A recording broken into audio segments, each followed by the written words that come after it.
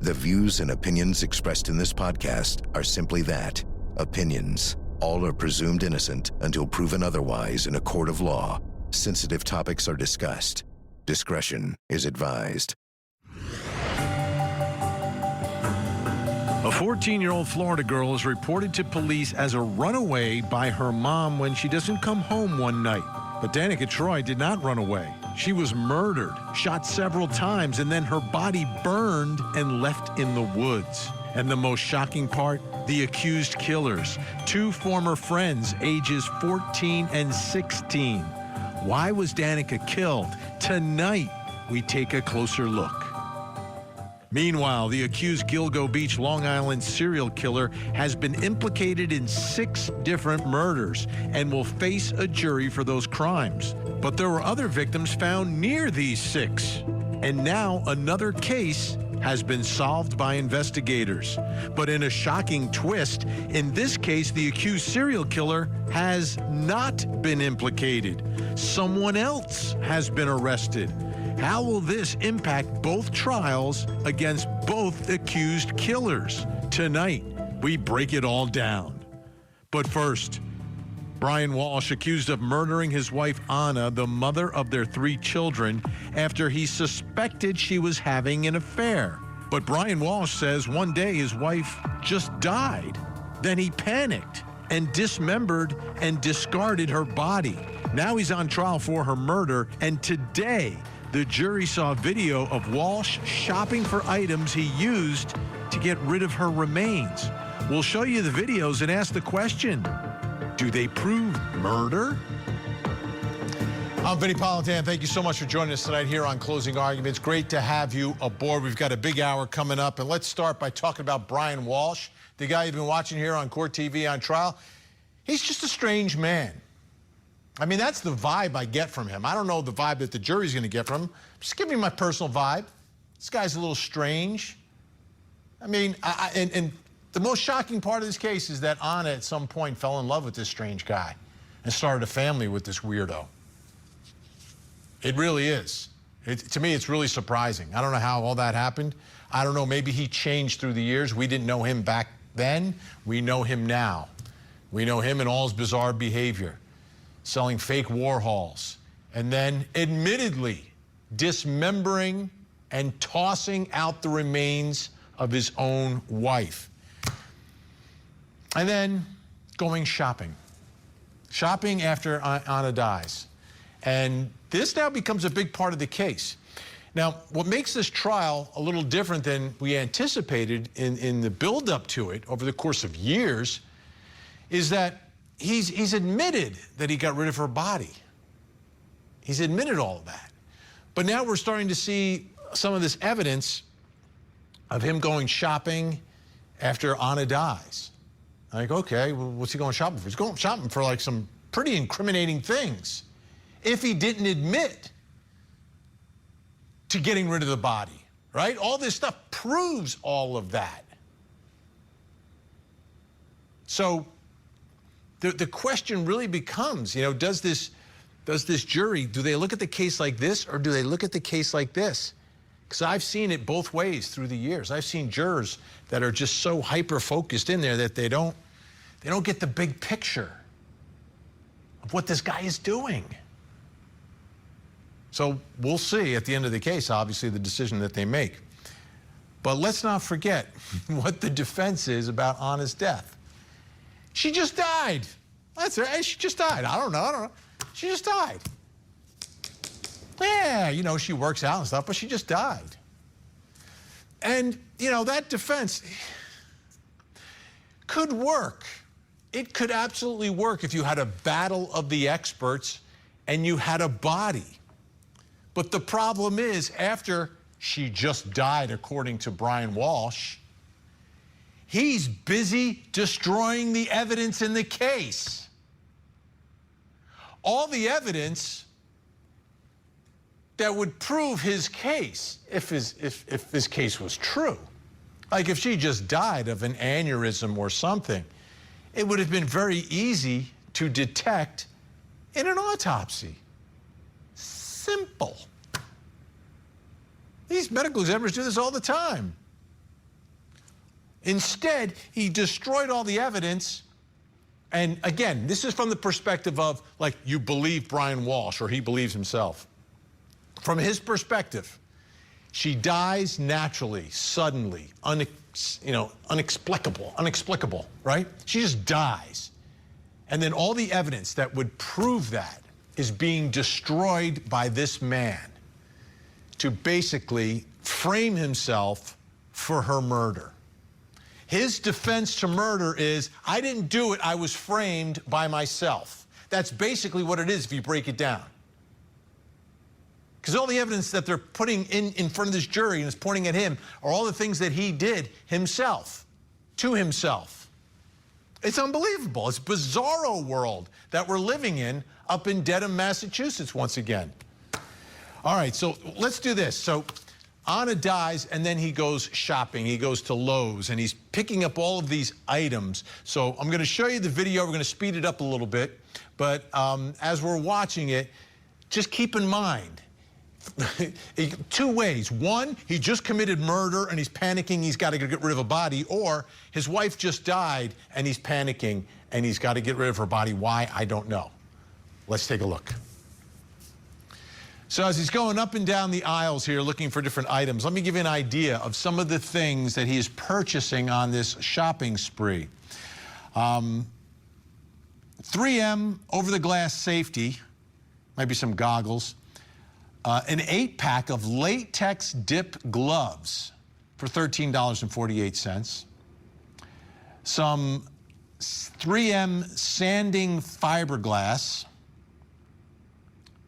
an RCP NO16 cotton mop combo. Yeah, it can get a little messy when you're dismembering. You might have to mop some stuff up.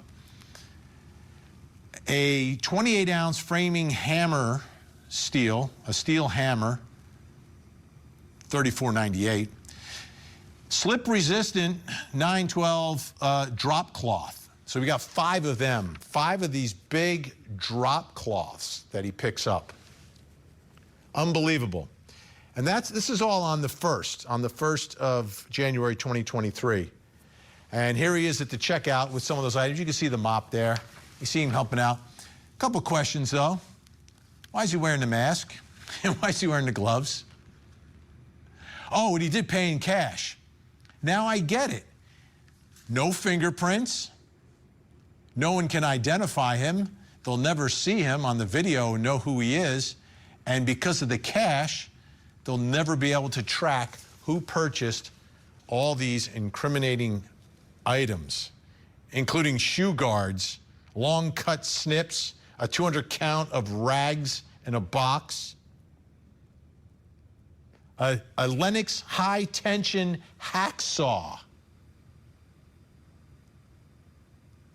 Some shopping spree. Okay, now let's go to the 4th. So you had him on the 1st. Now the 4th, this is a few days later, and he's going shopping, and he brings one of his kids along with him. And here, he's unmasked. He looks much more relaxed. Some of the most difficult work, I guess, has been done, and his son is helping him as he checks out some items, and he's purchasing what we believe looks like a trash can he may be purchasing. So this is the 4th of January, 3 days after everything. So that on the 1st, he went by himself, masked and gloved. Now, no gloves, no mask, although, yeah, got to check the hair. Does your hair look good? Yeah, it looks good. He's looking at himself. Look at this guy. He's still a little weird, right? Like, obviously, a little strange. Very twitchy, very fidgety. Brian Walshe, ladies and gentlemen, caught on camera. All right, let's bring in our think tank. Joining us tonight, criminal defense attorney, former prosecutor Al Wunsch III, criminal defense attorney Darnell Crosland, and family law attorney Jennifer Brandt. We watch this video, we see what he's doing. The one on the 1st, all of these items that he has purchased.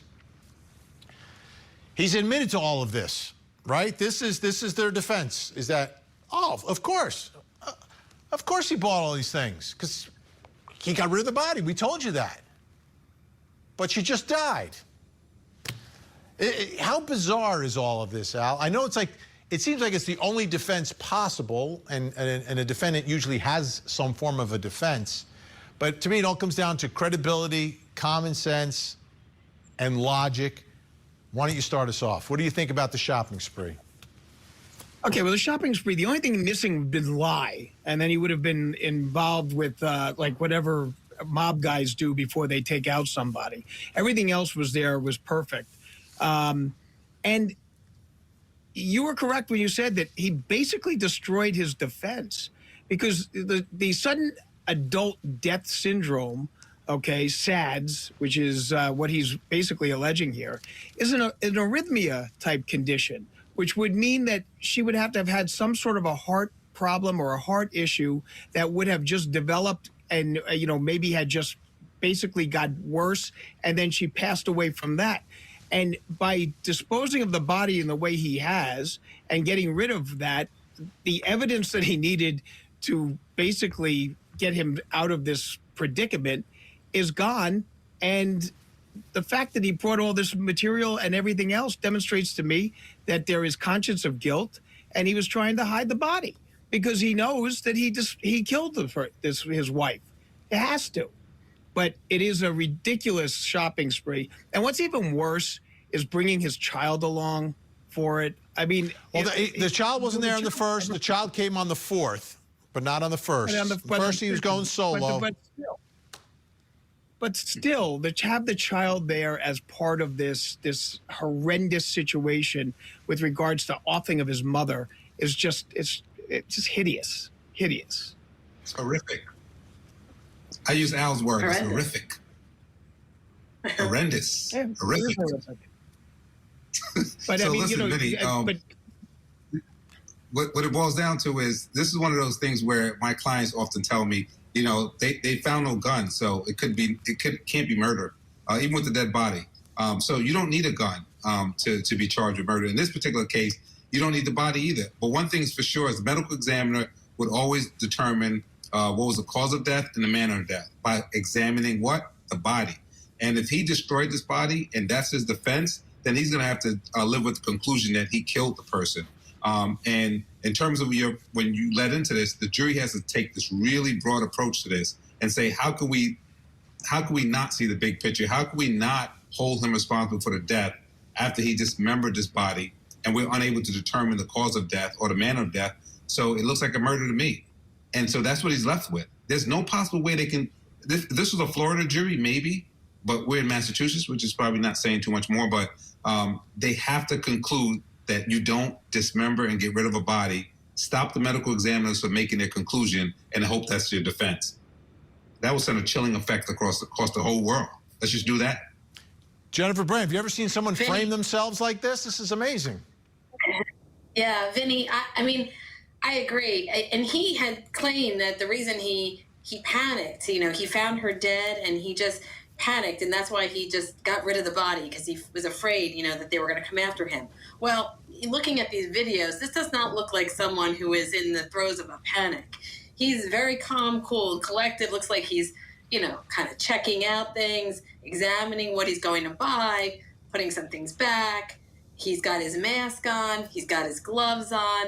This is well thought out. This is planned. It even looked like there in that first video that it had like some kind of list in his hand or something that he was. I think that was a coupon. I think he had coupons. Yeah, exactly. And then he's, at the register, he's loading up his cart. It's just like anybody buying supplies. I mean, although these are gruesome type supplies, but it doesn't look like he's panicking about anything here. It looks like he thought this out pretty well and knew exactly what he was going to buy and took his time buying it, and even maybe used a coupon or two.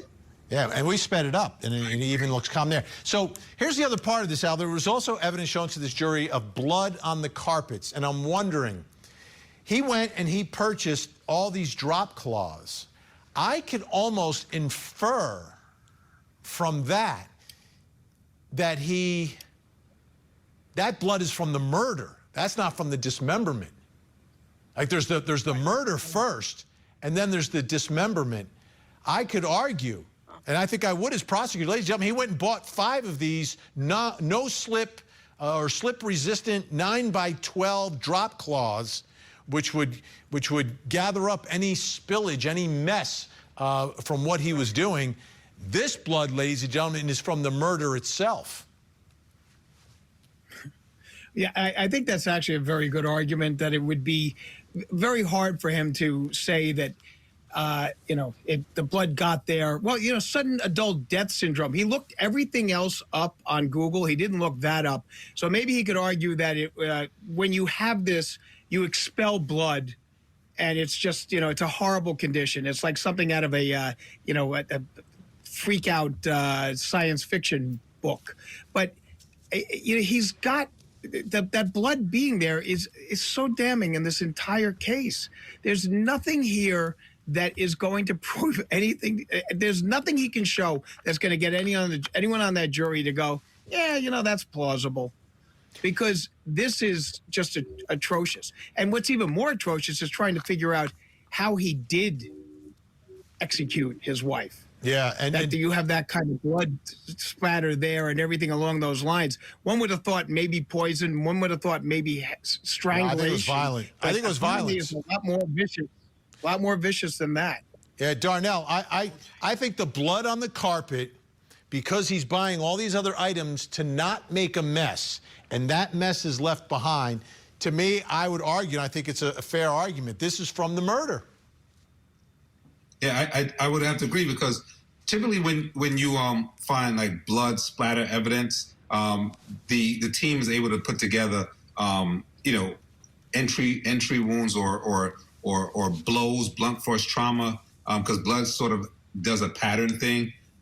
So I think the investigators and the prosecutors are probably going to argue what you're saying. This is not from the cleanup, because he had time to think about the cleanup, but this is when the whole thing went down.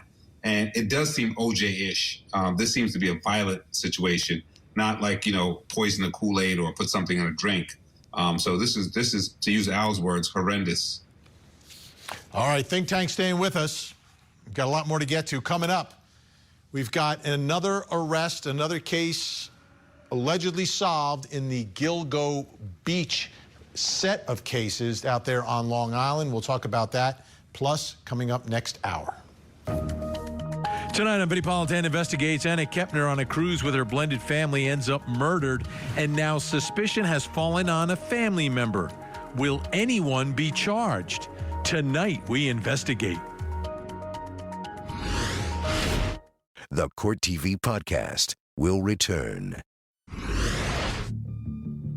The defendant is now charged with the murder of 7 young women.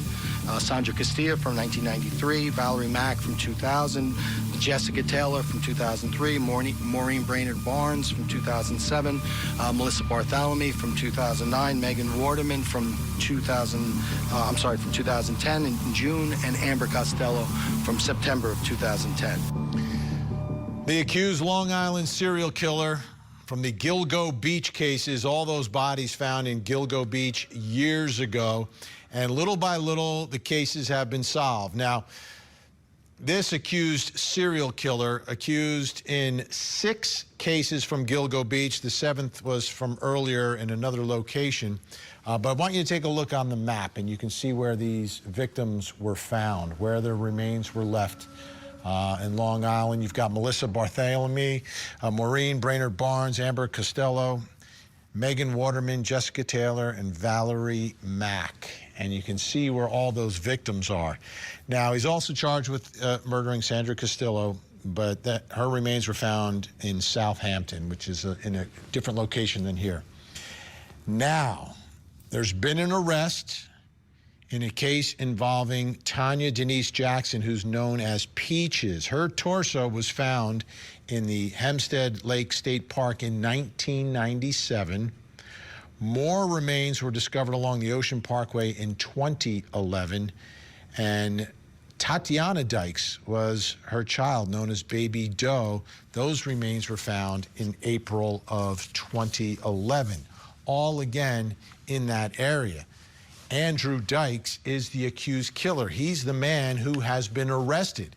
So you've got more bodies that were discovered here, and you can see where Tatiana is right in the middle of where all the other bodies were, and Peaches, Tanya, a little bit to the west, to the southwest of where those bodies were found. But prosecutors are saying it wasn't the Long Island serial killer. It was this man, Andrew Dykes, who is apparently the father of baby Doe. And that's how they put some of those pieces together. But here's the question for me. Now, this gets very complicated, right? You're about to try a guy for being a serial killer, and now one of the bodies that is found there is linked to a different alleged killer. On the other hand, you're going after this other alleged killer, Andrew Dykes, and the body is in the midst of all these serial killers. Are they going to end up pointing the fingers at each other? Right? You're at the trial of the accused Long Island serial killer. He's pointing the finger at Andrew Dykes. When Andrew Dykes goes on trial, he's going to point the finger right back at the Long Island serial killer. What does this do to the case now? Let's bring back in our think tank, Al Wunsch, Darnell Crossland, Jennifer Brandt. Jennifer, I'll start with you. What do you think happens here? Does this make things, and it's great police work, right, that they're putting together, they're identifying people, making arrests, but does it make the case or cases more complicated? Well, Vinny, I mean, the location of the bodies is certainly confusing, that everybody was sort of found in the same area. But, you know, we have DNA, and DNA links Tatiana and Peaches to the killer in Florida, or the alleged killer in Florida. And the other women are linked to the serial killer, Rex Heuermann. So I think it's, as I said, location is a problem, but I think that, you know, the cases will go forward, and I don't think they may try to point the finger at each other, but I think there's enough evidence to be able to prove, you know, who did what here. Darnell, I can't tell you how many times on Court TV through the years that I've seen, you know, sort of pointing the finger at some serial killer that's out there, you know, the boogeyman, the unknown. Here, when Andrew Dykes goes to trial, he can literally point the finger at a serial killer. Yeah, it's very interesting because typically in most states, the defense, we just can't pull a rabbit out of a hat. We have to give notice of what they call third-party culpability. That's something that says it's plausible. We have to do an offer of proof and show why we're going to be saying someone else did it. You can't just be saying, a boogeyman did it. You have to give a basis for this, a legal basis. In this particular case, I think that even though both of these men seem like horrible people, horrendous, I think that at the end of the day, if I was a defense, I'd be celebrating, because all you have to do is raise reasonable doubt. And we tell jurors all the time that if, in fact, you think this could have happened, you even feel strongly this could have happened, that doesn't raise to reasonable doubt, and therefore it equals not guilty. All those feelings you may have equal not guilty. So all those doubts that they're going to be raising right now, I think is going to provide a benefit for the defense. Al? Disagree. In fact, I think this demonstrates that the police have done an exceptionally good job in their investigation. I think it demonstrates that the police have not just basically said, oh, it's him, and just thrown everything in his way, okay? They sat and they looked at every case individually. And the MO of this case is different than the MO for the cases that are being, that are being looked at right now. Andrew Dykes' MO is the body was cut apart. Part of it was here, part of it was there, part of it was somewhere else. So what you've done in that type of a situation is you've demonstrated that he's done it differently, okay, than what is being accused of with regards to the other serial killer in this case. So that's the whole thing. The police have done a great job, and it's going to bolster their case and make it stronger in the long run. But Al, you're telling me, Al, as a defense attorney, you're not going to raise this issue to raise doubt? I mean, this is what we do. I mean, you can raise it. Yeah, you can certainly raise it. But how do you say you disagree? How do you say you disagree that a defense attorney is going to celebrate the moment? We need stuff. Okay, so here's the problem, though, Darnell. If you take a look at it from the standpoint of, okay, there's somebody else in the area that has been doing the same thing. There's only one body that Sykes is being looked at, or Dykes, excuse me, is being looked at. Okay, and her body was cut up. Uterman's guys are cut up too, though. He's also. But they're not in different spots. They're not found in different towns. And in this case, the bodies were found. The other guy did have parts of the bodies in different places. Can I finish? The situation is they were all in a grouped area. This one had part here, part there. Okay. And there's a DNA match, which was already mentioned, that puts it to him. He had a situation with regards to this was his child. Okay. So there's a whole bunch of other stuff that is going to be going here. The Gilgo Beach murderer is not going to be able to use this for anything other than toss it out there. And I agree with Darnell. You'll toss it out there. But in the long run, it's not going to have any effect on the case. Go ahead, Jennifer. No, I was just going to say that the serial killer, Rex Heuermann, he did have body parts in different places. So for that aspect of the case, it is somewhat similar. But I do still believe that given Dykes, he was the father of this baby.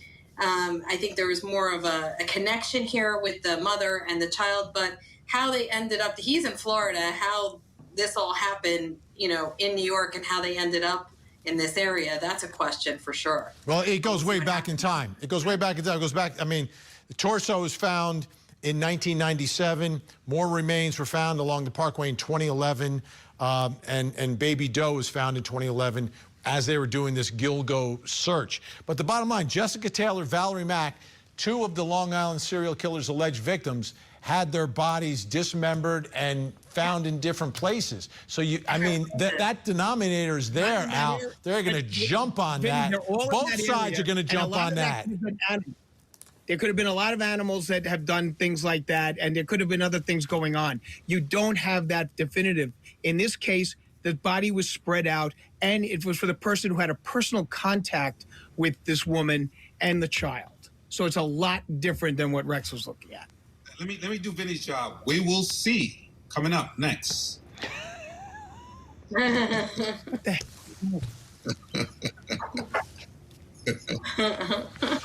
Taking that job, Vinny. All right, let's take a listen.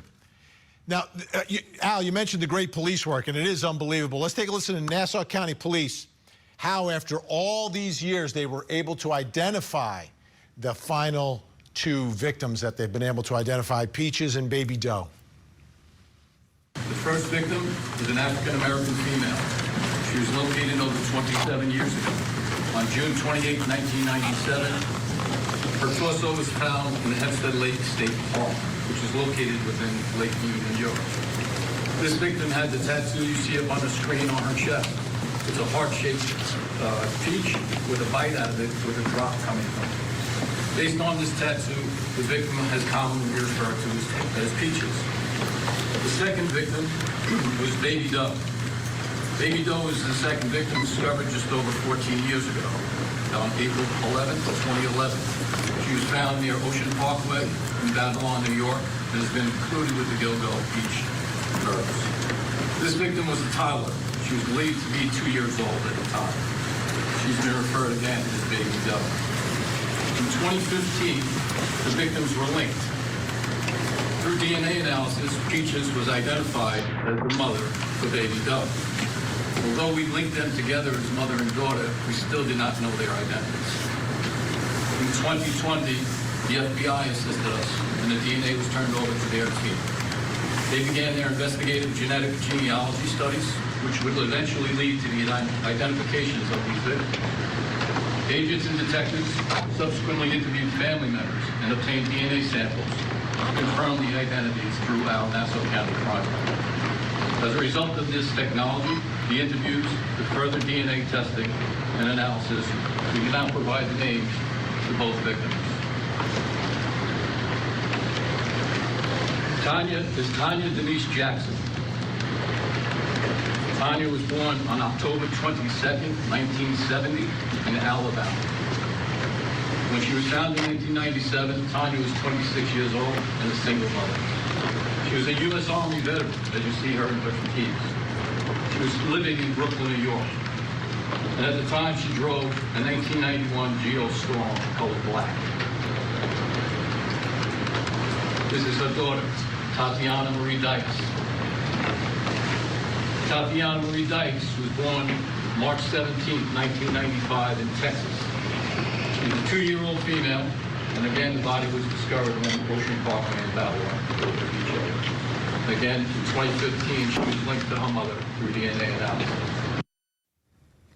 Darnell, will the attorneys for the accused Long Island serial killer be able, and do you think they'll want to get all of the records relative to the investigation into the murder of Tanya Jackson and Tatiana Dykes? I mean, if I was, being a straight shooter, I would imagine that those records will tend to differentiate the two. And so you don't really want that. They would probably believe that there's a difference from the beginning, but they just want to raise this issue to the jury to say, if you have a doubt upon which you can attach reason, that you must acquit their client.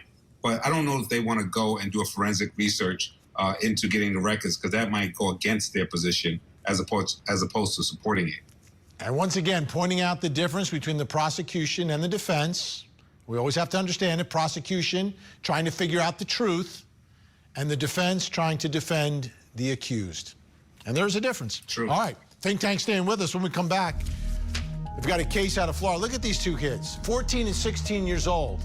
They should be out playing ball, playing computer games, but instead, one of them's taking his mom's gun and luring a 14-year-old girl into the woods. Those are the allegations. Details next.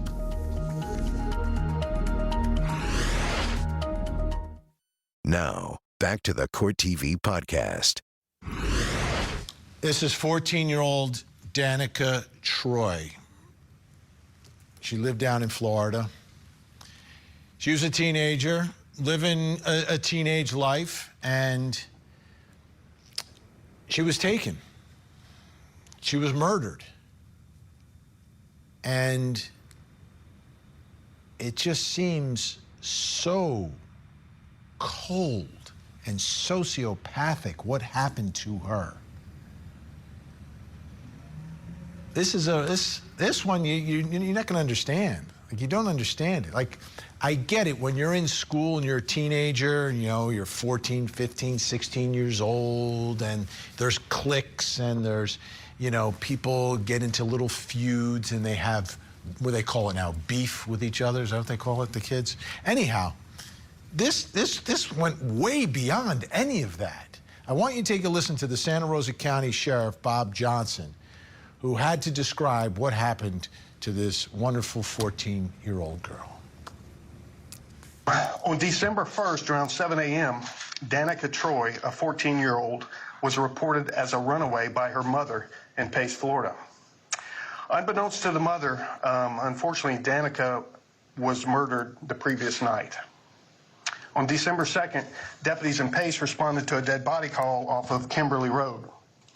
Detectives were called out, hit the ground running, and I want to say this, we've had more homicides this year than normal, and our major crimes unit, who I'll put up against any major crimes unit in the country, has done a wonderful job.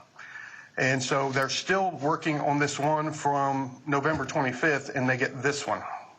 So December 2nd, they get out there, they start the investigations, and this is where it gets really, horrific, actually. They developed two suspects, one a 14-year-old boy and another one a 16-year-old boy. The 16-year-old boy, Gabriel Williams, stole his mother's handgun and shot Danika Troy. Kamari Blevins is the 14-year-old. Put their pictures up. They are currently at DJJ. They're being held on first-degree premeditated murder charges. And here's where it even gets worse. It's bad enough you kill a 14-year-old, you're 14, you're 16, shoot her multiple times, then they set her on fire. So deputies get out there, they hit the ground running, they find both suspects, we get them in custody, and right now there's not a clear motive, but I can tell you this, we're going to be hopefully working with the state attorney's office to get these individuals charged as adults.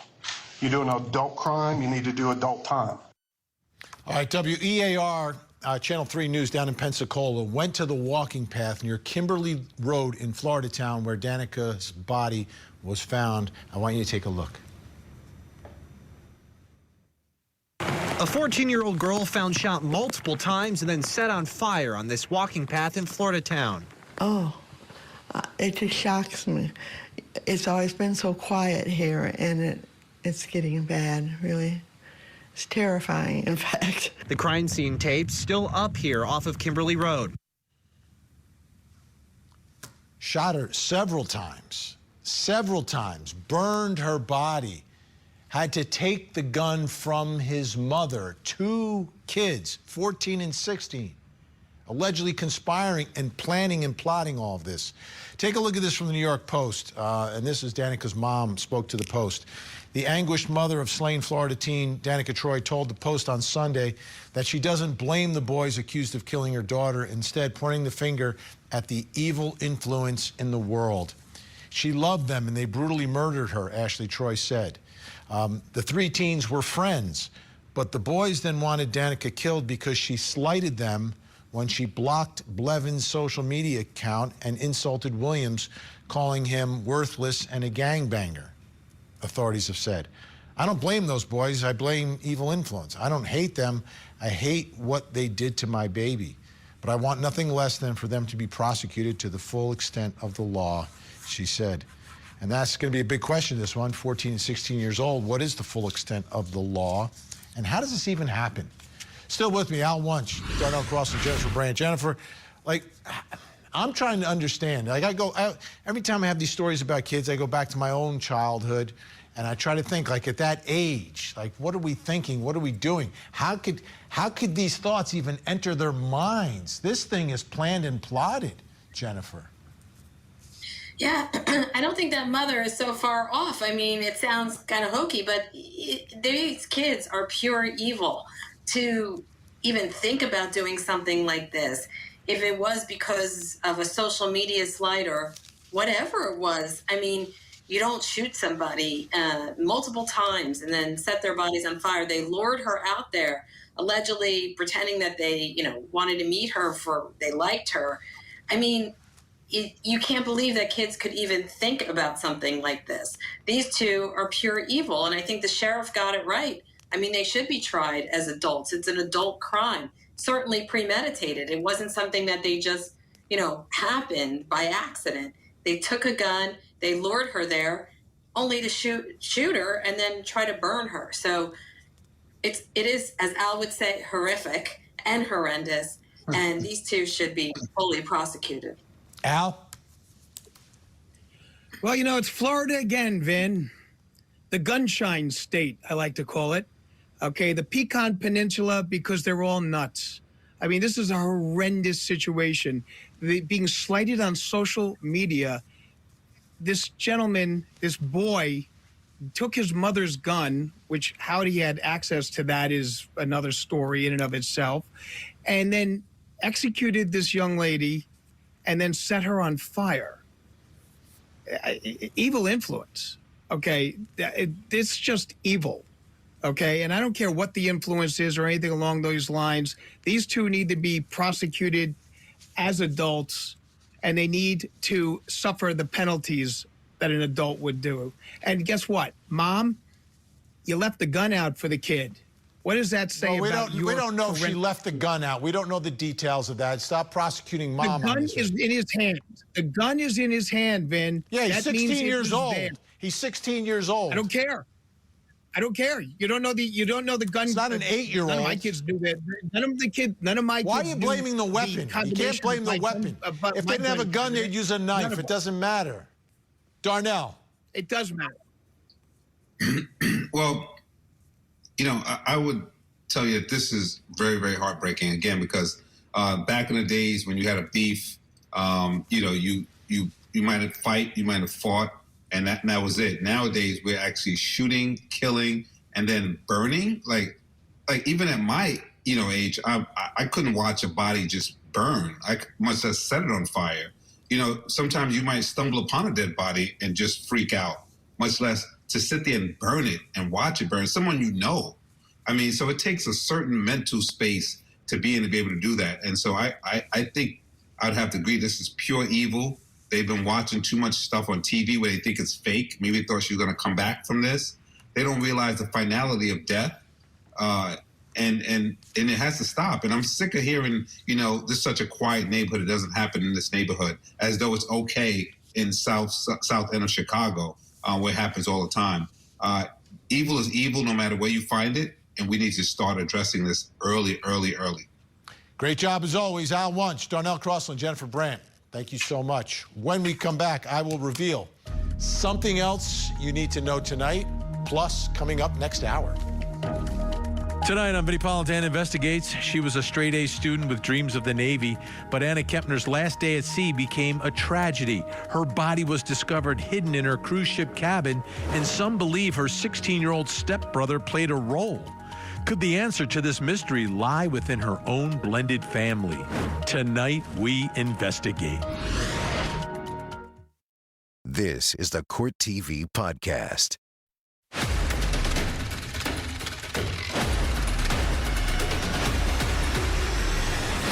Time to reveal something else you need to know tonight. Let's take a look at the big board. What do we have? Pleads guilty. Who is that? No, not Alec Murdaugh.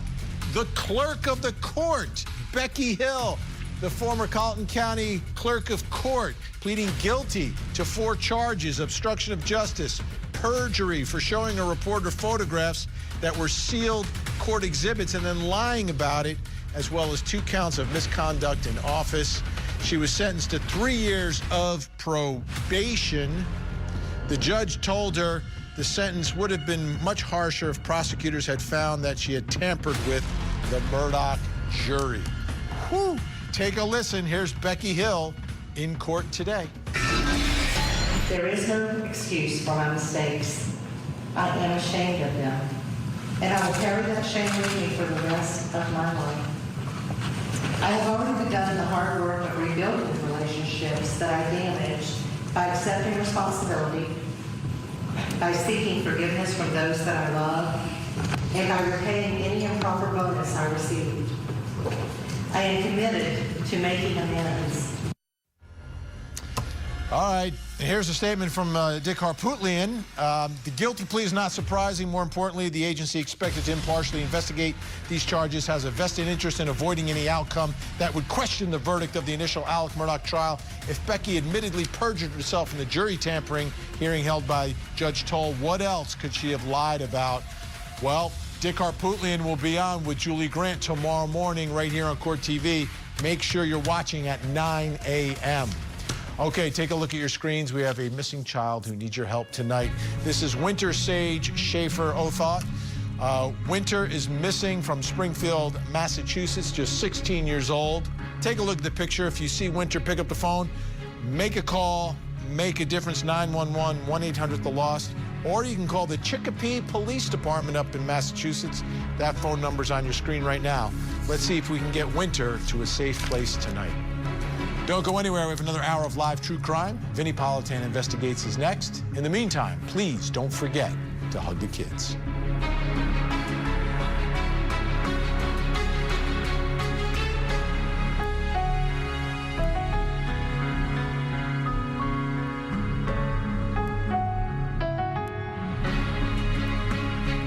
There you have it. If you want to see more in-depth reporting on the latest true crime stories, you can see me every weeknight, 8 p.m. Eastern on Closing Arguments. Thank you so much for downloading. And as always, please don't forget to hug the kids. This podcast is a production of Court TV. Go to CourtTV.com for more content, trials on demand, and to find out how to watch Court TV in your area.